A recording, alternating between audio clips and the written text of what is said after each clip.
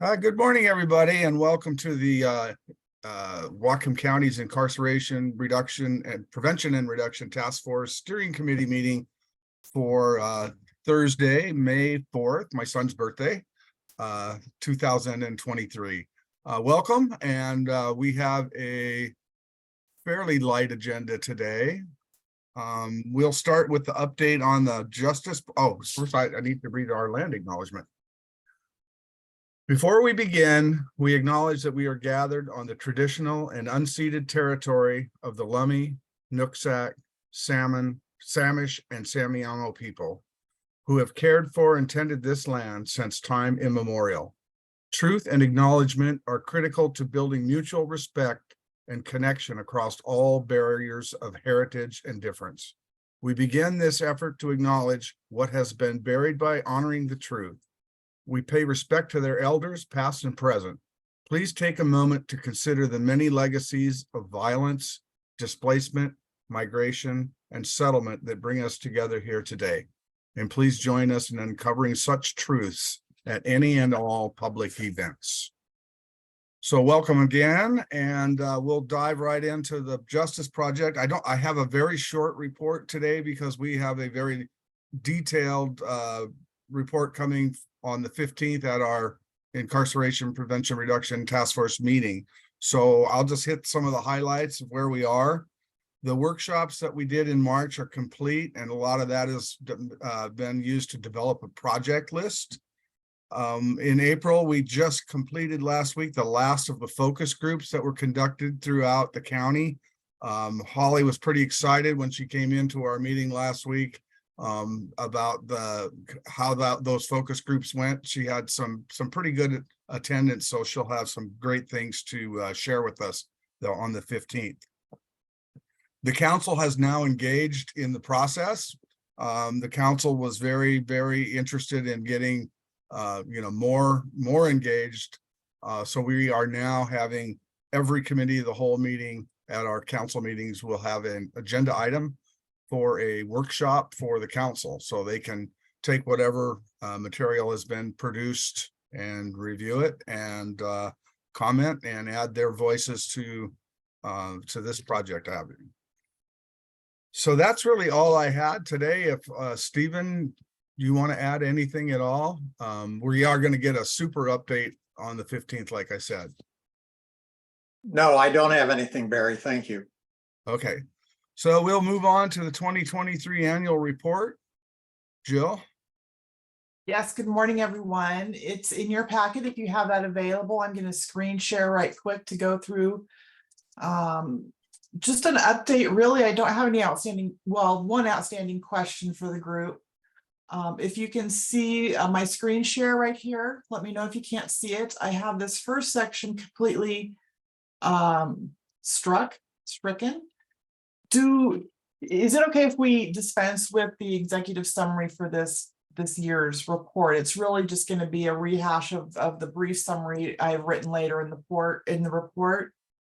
So that's my first question. Does anyone feel strongly about keeping an executive summary at the top? I like executive summaries, but if you think that the information is covered somewhere that's easy to find, I guess that's okay. The reason I like things up front is because they're up front. But, got it. But if it's duplicated elsewhere, that's fine with me. Mike? So this doesn't qualify, thanks, Barry. This doesn't qualify as a strong feeling, Jill, but as we try to do outreach to individuals who may not be familiar with the task force work, I kind of like the idea of summaries because I think it gets an approachable way to get into the document. And I'm wondering if what you have elsewhere maybe could live at the front, if it's worded differently or better or more uniquely appropriate to this report, but keeping it near the front, I think, and it kind of dovetails nicely with the communication efforts to bring more people into the fold. So, but it's not a strong opinion. So, and I appreciate your work. Okay, well, let's just go through it right quick and you can see what I've done. Let me mark Raylene here right quick. And we can think about it again. Either way is fine with me. Quite frankly, I don't think it'll take very long to put together an executive report, but let's just go through it. I'm going to scroll pretty quickly. So warning there. My the first section is really a summary of the task force and the steering committee and what they've been working on. Justice Project needs assessments and task force communications, of course, take top billing, and then various updates on emerging issues that have come through. And then the racial equity implementation strategy. And one thing we might talk about a little bit later today, evaluating the steering committee framework, and Mike has provided some information there as well. So that might update. The bulk of it's in the committee progress reports as usual. There's an introduction and then each committee is listed. The first one is the Behavioral Health Committee. Pretty straightforward. I think Dan and Mike are both keeping an eye on that one as well. My first question comes up here on, well, it's not really a question. It's just a lot of the things that I have highlighted in the current version of the report are just updates that I need to make the report current. Some of the presentations that were done last fall, and the information needs to reflect more current status. So I'll be connecting with some folks there. That includes this section of the behavioral health crisis response program. So I'm going to connect with Caleb and Melora and those folks there. And if any of you have any questions, feel free to just interrupt me or raise a hand and I'm happy to stop. Again, census and other data for the crisis stabilization facility. Perry Mary is working on that section and I have every confidence it'll be awesome. Thank you, Perry. Page 10, index committee. Let's see. Okay, legal and justice. Pretrial processes update. Stephen is working on that with the judges, I believe, Stephen. So I had started this section before you let me know you guys were writing something. So when you do have your version done, I'm happy to drop it in. Just let me know when you have it done. And Jill, one comment on pretrial. You might send what you have to Judge Garrett. okay. Let her know you drafted it independently, and she can incorporate, adjust, edit as she sees fit. Okay, I'm happy to do that today. The group is meeting tomorrow as well, so I imagine there'll be a little bit of conversation there. Yeah. The Legal and Justice subcommittee had a number of program presentations in the fall that need updated again. The inmate communications tablet program, I've asked for an update from Tyler. The DV offender treatment, Bruce and Jake are working on an update there. Jury trials, I think Darlene said she was going to get something for me, an update there. And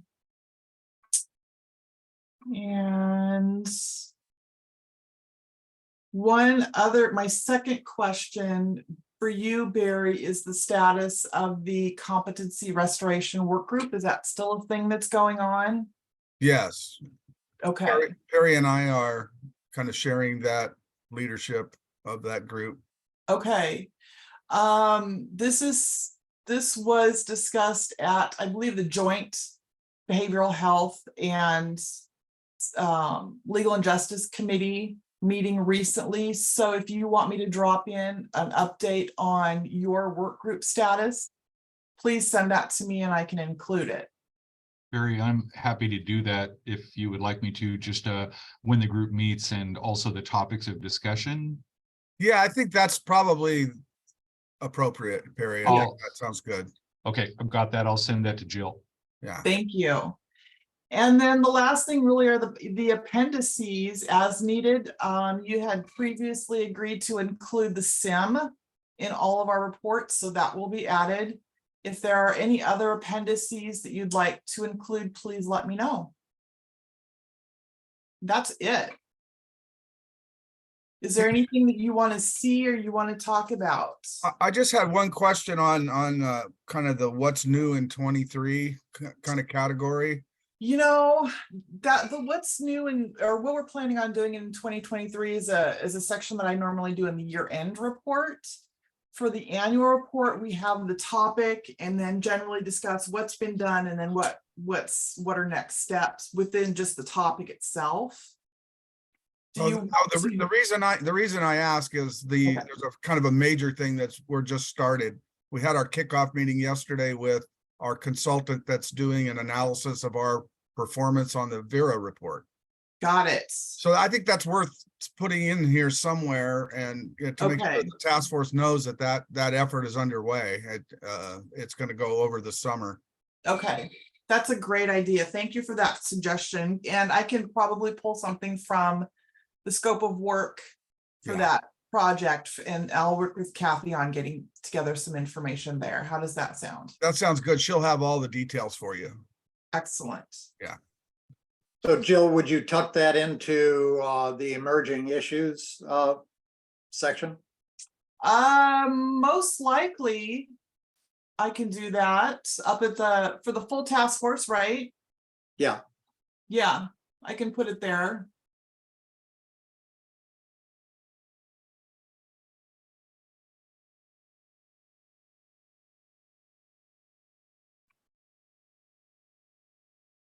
Is there anything else? Jill, maybe it was in there and I might have missed it, but is there any kind of like summary or a piece about the pyramid communication work?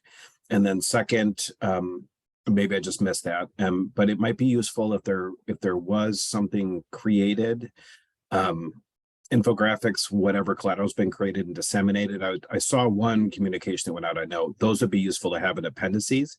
I think it's just helpful to restate anything like that. So again, apologies if I missed it in a section. But there it No, is, pyramid communications. But yeah, any of the, the missives that went out, the communications, I think that would be useful in the appendices, just so we give another opportunity for somebody to see it. that's a great idea. Thanks, Mike. Stephen. Speaking to the committee chairs, really as a suggestion, not at all as a criticism, since I would have been guilty of this also. But I notice a lot of Jill's notes here are looping back to check on the current status of things that have been left dangling in the committee discussions earlier in the year. That doesn't seem like a good practice, that the annual report is what flags closing the loop on some of those things. And I'd just like to suggest to committee chairs that be sort of a part of their focus is when things are presented and they're out in the future, that you take charge of coming back later on and reporting on what happened on what was reported on earlier.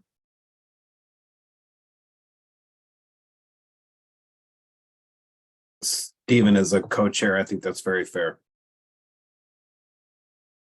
Thank you, Stephen. I was thinking that myself. In fact, when I looked at the increase used by law enforcement and first responders on the Crisis Stabilization Center, that's now the Ann Deacon Center for Hope, I was curious if we had numbers, if we had data on how much that has actually been used by law enforcement since it opened.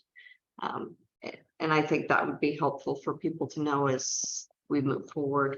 But I'm guilty of not getting information either.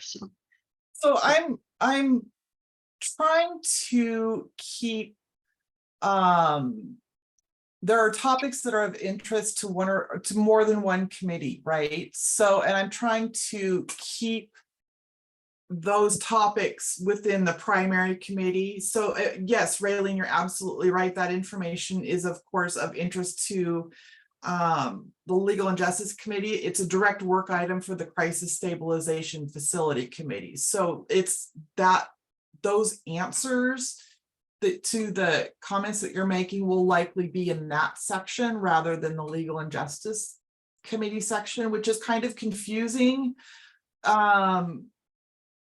And we might need to at some point in the future think about how to reorganize that. But just so you're all aware, for instance, there are a lot of topics, competency restoration, for example, that's of interest to behavioral health and legal and justice and reentry as well, that they've both dealt with it individually, but the bulk of the work really should be in that joint meeting. And which is why I've added a whole section for that joint meeting there as well. So That's how I'm trying to organize it. If that doesn't make sense to you guys, I'm happy to rearrange. Just let me know if you have a better way to do that, I'm open.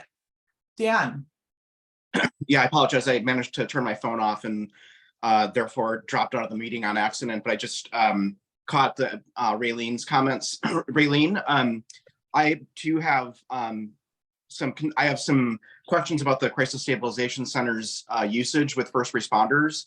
And I'm wondering if we can have a conversation, not necessarily now, but at some point with the team that oversees, the committee that oversees that facility on the task force. But I'd also like to hear from first responders if possible to hear any concerns about usage of that facility.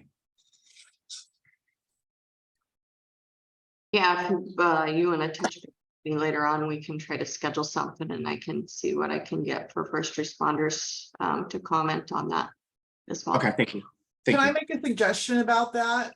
Because it's an issue of interest to all three committees, I would suggest making that a full task force agenda item rather than trying to put all three committees together. I was gonna suggest the same thing. It sounded like a full task force issue. Yeah, and then Deanna, I'm happy, we can absolutely invite those behavioral health committee members who are not on the task force to attend, so they can get that perspective and hear that information as well. Yeah, I'd like to have that discussion at the next full task force meeting. I've done ride-alongs with multiple first responders, and I have concerns about what I'm hearing in the community. That I just want to make sure that that facility is being fully utilized, given how much we've invested in that, and then knowing that we have some funding available for a 23-hour crisis unit coming around the corner. I want to make sure that we fully understand what our capabilities are when it comes to crisis response, and also the programs that we've had coming online here with the lead alternate response and GRACE. Yeah. So I don't know if I need to make a motion to get that on the agenda, but I really do think that the task force should hear about that as soon as possible. Well, Yeah, I don't think we need a motion, but I think definitely let's discuss it under the agenda item for scheduling the task force. and that's next. That's what that's our next item. Here, let me stop. Now you can see everyone. Anything else, Jill, on the report? I don't have anything else. Anybody else? We can move then right into what Dan's talking about, which is the next task force meeting. I know one thing that we're going to have that's going to be cool is this reentry presentation. Maybe Stephen could give us a little tickler on what that's going to be. Yeah, we got confirmation from Janelle McFeet, who's the executive director of the State Reentry Council. And she will be inviting Corrections Chief Sapp from Kitsap County. Janelle works on the peninsula. In addition, she's a tribal member over there and works in tribal corrections, reentry, and in conjunction with Chief Sapp for the Kitsap County Jail, as well as serving as the statewide Reentry Council Executive Director. So she's not just focused on the prisons and the Department of Corrections. Her buzz really comes from jail reentry. She's got a number of national awards, some innovative programs that have turned into best practices. I've asked her to, among other things, address some of the questions that we have talked about in various SAC and implementation committee and task force conversations, namely, how and when do we start reentry focused activities in the jail? How much can be done there? How do you make clean, effective handoffs into community services when someone is released? And questions like that, sort of process questions, because we quite correctly, in my mind, have placed reentry services as both in jail and in community aspects. She also has a lot of thoughts, which I haven't plumbed in depth, about jail design, facility design, much along the lines of Caleb's humane environment kinds of lessons. She is a recognized practitioner of tribal restorative circles. So the idea of restorative justice and the role that that might play in reentry programs might be another thing that will come up. I have no idea the part that Chief Sapp will play. I'm about to get her an email to try to forward to us some materials that we can have in the packet. And Jill, I don't know what the deadline is for getting the packet out for the meeting, but I can give her that if you let me know. I guess that's what I'd say, Barry, probably more than you expected. Oh, thank you, Stephen. Thanks for making this connection. And there's someone that's not here today I want to thank, and that was out of our office, Kathy Halka, who did all when Stephen was gone, did all the connecting and getting the schedule set up. So good job, everybody. That's going to be awesome. I'd also like to say my hope, I was connected with Janelle because Eric Ritchie was just named out of the Prosecutors Association, I guess, as a member of the statewide reentry council. I'd like to encourage Eric to play a more active role in the task force in talking about and sharing information between the statewide council and our work in developing some creative reentry initiatives on his own part, not necessarily exclusively from the prosecutor, but certainly energized by the prosecutor's office in collaboration with other stakeholders. I'd like to, I don't mean this disrespectfully, but I'd like the task force to put a little pressure on Eric to step up to this role on the statewide council and benefit Whatcom County as well with what he learns. Thanks, Stephen. Let's see, we're going to have the update from the Justice Project. We'll have this presentation from the Reentry Council. We have this issue about usage of the Ann Deacon Center for Hope. We're going to try to put that together. Do you want to try to put that on the May agenda, Barry, or do you think it needs more time and we can schedule it first up for June? Well, I think I have two questions there. Once, do we need more time to put it together? And number two, are these other two presentations going to be fairly lengthy, like the Justice Update and the reentry piece?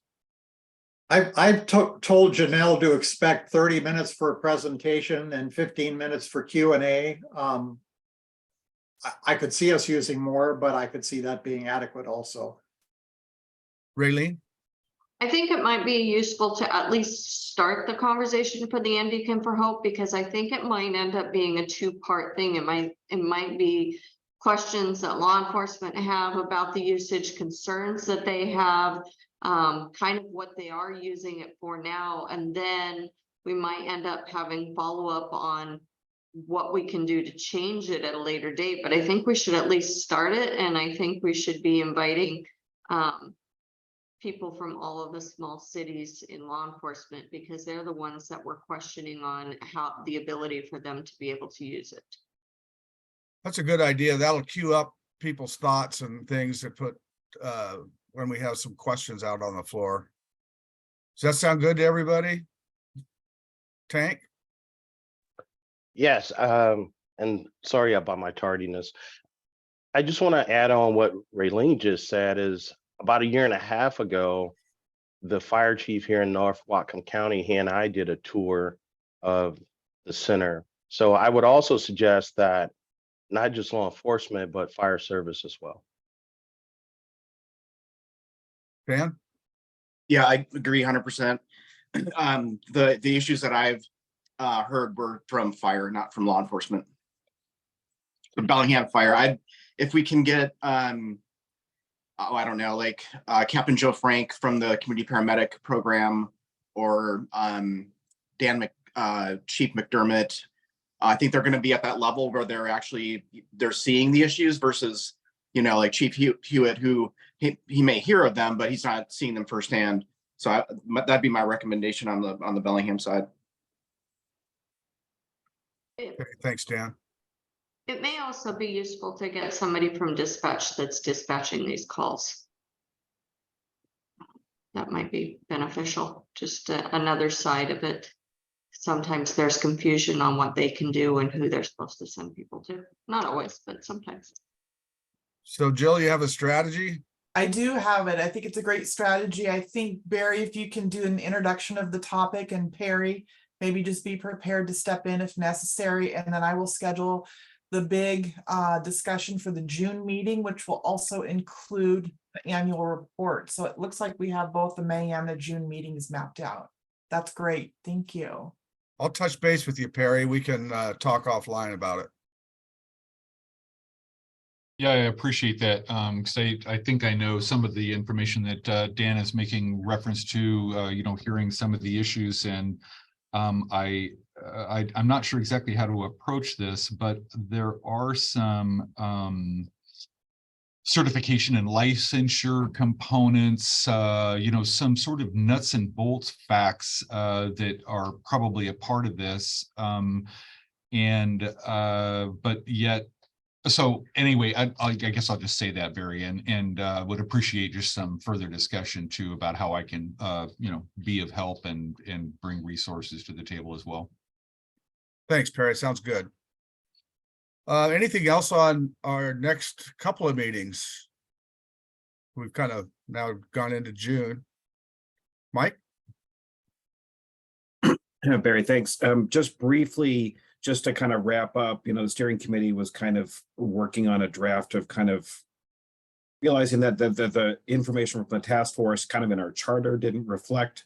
I submitted a draft, and I know it was a little bit late, but I'm really trying to clean up an issue that I think could be small. And I think, if I'm not mistaken on process, and I'll defer to our chair, Stephen, on the process, but I think that the task force would need to adopt language to reform the steering committee or to change its language. And I wondered if that didn't seem too large of an item. I don't imagine it's controversial. It's pretty simple in its language and adoption, that if that could make it into the meeting, that could be valuable. I'll defer to Stephen if we feel that we can squeeze it in. Well, I agree with Mike that it ought to be a matter of action by the task force to change the charter. And seeing Mike's draft, I think it's pretty straightforward and succinct, and so I don't think that would be a big item. I would try to squeeze that in. Okay, let's do it on the 15th. Having said that, are you saying on May 15th? Is that what you were suggesting, Mike? May 15th, if possible. Yeah, I think would make sense. It seems in some ways to me overdue, but maybe I'm the only person that feels that urgency. But it feels like we've been operating kind of outside that scope, so the sooner the better. But yeah, let's do it. Let's do it sooner the better. I agree with you, Mike. Yeah.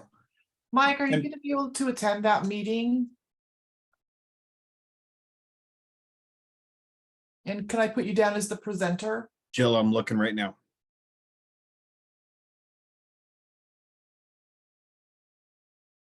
Or worst case scenario, you'd have to see my cute kid, because I think I would have her. Yeah, I can do that. I can do that. Great, thank you. Mm-hmm. You know where it would occur in the agenda, Jill, by chance? Probably towards the end. We like to put our invited guests first. Sure. No, that makes total sense. Okay. Great. So that was other business, right, Mike? That was, I don't know if the committee actually wants to see it or to pull it up, but that, Barry, that was our other business. Yeah, we kind of addressed it, and you've seen the draft, I guess, and then Stephen and Jack saw the updates. And by the way, thanks to Stephen for suggestions. He offered some language that tightened it up and also kind of further captured a couple areas that I missed. So I appreciate that. Okay. I think it would be nice if we had a moment here to comment on Mike's draft. It's always more helpful in front of the whole task force if it comes with a recommendation from a committee. Yeah, that's a good idea. Here it is. Can you see it? Is the text big enough? It is for Yeah. me.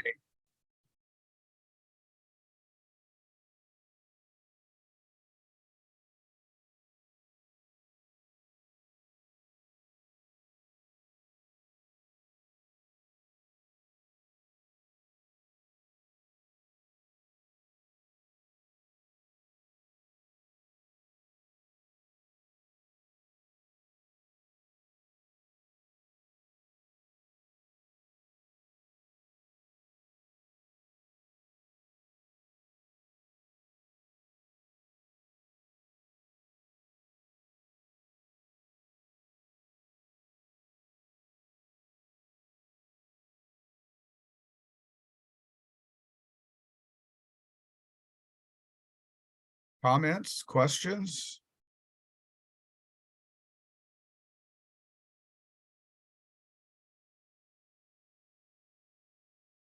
Would we like to have a motion to recommend approval?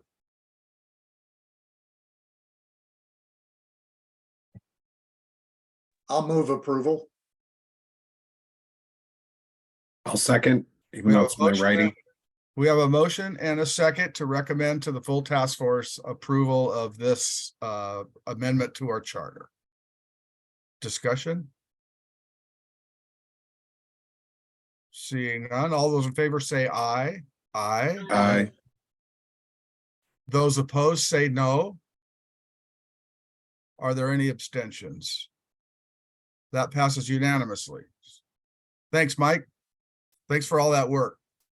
Thank you, Mike. No problem. Is there any other business? Okay, Jill, do we have anyone in the public that would like to speak to us this morning? Thank you. It doesn't look like we have anyone attending in person in our conference room. We have a number of attendees on Zoom with us today. If any of you would like to speak to the committee, please virtually raise your hand now by selecting the raise hand icon.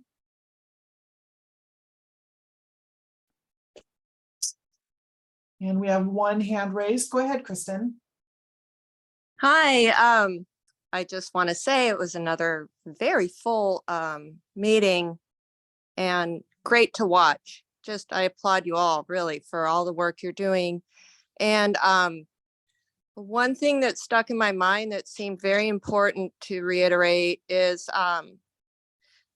encouraging the prosecutor's office to have more involvement. So when Stephen had mentioned to talk to Eric Ritchie about more involvement with the reentry, I was really encouraged by that suggestion, and I hope that just more involvement with that, with the prosecutor's office, with the task force will happen. I think that the Justice Project will move faster with that type of alliance. So, all right, thanks, everybody. Thanks, Kristen. Thanks for being here today. Anyone else, Jill? If anyone else would like to speak, please virtually raise your hand now. And no additional hands are raised. Barry, if you have a few minutes after the meeting, I'd like to speak with you. Yeah, that sounds like I'm going to the principal's office. Okay, Jill. All right, everybody have a great weekend and we will see you on the 15th. Bye all. Thanks, everyone.